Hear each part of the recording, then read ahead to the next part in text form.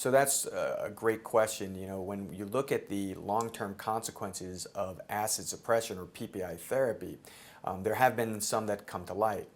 I think that one of the most important ones is it does change the bacteria in your GI tract, and that does predispose you to different types of diarrhea. So what I tell my patients is that if they develop diarrhea, they need to come to the doctor, get some stool studies.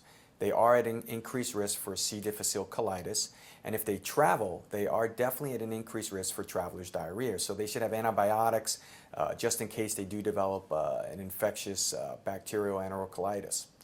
Now, in terms of other things, I think if you have a very restrictive diet or you have something else that's causing malnutrition, you have to be worried about vitamin and mineral deficiencies. So you have to be careful to not get low on your B vitamins.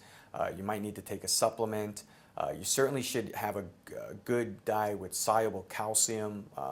You want to keep your calcium levels up because there is some theoretical risk of fractures, hip fractures, wrist fractures. So those are metabolic consequences. There are some drug interactions that also may occur, specifically with blood thinners and medicines used in cardiology. But for the most part, the medicines are pretty well tolerated and have pretty minimal side effects.